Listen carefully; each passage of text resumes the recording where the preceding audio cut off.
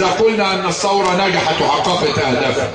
الثورة لم يكتمل نجاحها بعد، لأن رؤوس النظام جمعت ووضعت في منتجع ترى، وأنا متعمد أسميه منتجع ترى مش سجن ترى، لكن ما زال بقايا النظام سيقانه وجذوره موجودة، وتحتاج لثورة جديدة من أجل تطهير هذا الوطن من كل بقايا هذا النظام.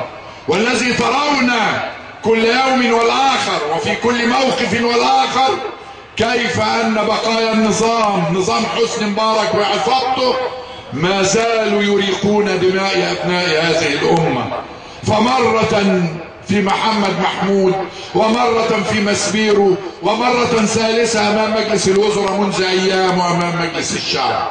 ما زال دماء أبناء هذه الأمة يعتد عليها وتراق. أيها الإخوة الأعزاء، في كل دول العالم حق الاعتصام والتظاهر السلمي حق مكفول ما دام لا يمس المرافق ولا يعتدي عليها، وكلما مارس وكلما باشر جزء من الشعب المصري حقه في التعبير أخرجوا له البلطقية وقتلوه، أخرجوا له تنظيم حسني مبارك القديم الذي يعمل بتدبير منتجع ترى وبأموال المليارات التي نهبت من أموالنا، وبعضوية تنظيم كبير معروف ومسجل لدى أطراف حسني مبارك القديمة، لدى جنرالات وزارة الداخلية القديمة وبقايا بعض جنرالات الشرطة العسكرية. تنظيم ده محدد ومحصور بالاسم، وزرار تنظيم حسني مبارك والبلطجية موجود عند المجلس العسكري. أنا بقول كده بكل وضوح، موجود عندهم، بدليل ان هم داسوا على هذا الزرار اثناء الانتخابات العامة فوقف التنظيم. مش قالوا لنا قبل الانتخابات البرلمانية انتوا عاوزين تعملوا انتخابات ايه؟ ده تبقى مذابح لو عملنا انتخابات. اجريت الانتخابات في المرحلة الاولى وتمت وعبرت عن رقي حضاري من الشعب المصري ومن الجيش المصري ومن قضاة مصر. اذا ماذا اين هذه المذابح؟ زرار تنظيم موجود لدى طرف داخل السلطة بيدوس عليه يقف، يدوس عليه يحركه، فيحرق مجلس الشعب ومجلس الشورى ويحرق المكتبات ويقتل ويضرب. وهو ده اللي بيقولوا لنا عليه طرف ثالث. ايه الطرف الثالث؟ يقول لك لا الجيش ولا كذا، ده طرف ثالث. طب زرار الطرف الثالث فين؟ إذا كان الطرف الثالث ده عدو لهذا الشعب، لماذا لم يتحرك أثناء الانتخابات العامة؟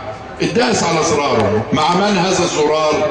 هذا ما ستفصح عنه مستقبل القريب لهذه الأمة. مستقبل القريب. الشعب المصري خرج، ومنه شعب السويس العظيم في انتخاباته الأولى يخرج 76% من المقيدين في جداول الانتخابات. هذه شهادة للعالم كله. اللي اتقال على شعبنا العظيم ان ده شعب متخلف، ديمقراطية ايه وده يفهم في الديمقراطية، انتخابات ايه وما دول يعرفوا ينتخبوا. مجرد خروج 76% من شعب السويس او 65% من الشعب المصري بصفة عامة دليل على ان هذا الشعب يستطيع ان يمارس حقه في اختيار النظام الذي يمثله، بغض النظر برلمان ولا رئاسة، يأتي من يأتي، المهم ان يأتي بإرادته. أيها الإخوة الأعزاء، إن الضمان لنجاح هذه الثورة خطين متوازيين: أن يظل الثوار وأبناء الثورة على يقظة من محاولة الالتفاف حول ثورته، ويظلوا على استعداد تام بتقديم شهداء جدد لو أراد بقايا نظام حسني مبارك أن يفرغ هذه الثورة من مضمونها.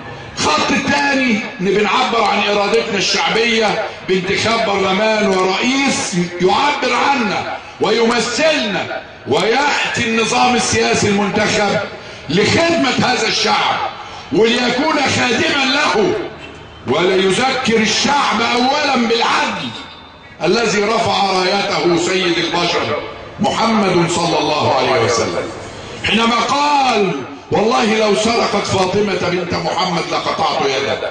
تنتهي المحسوبية والشلالية وعدم احترام العدل والقانون ويصبح القانون لا يطبق إلا على فئة دون فئة. لا، الجميع سواسية أمام القانون وأمام العدل، من أول رئيس الدولة انتهاء بغيره من البشر.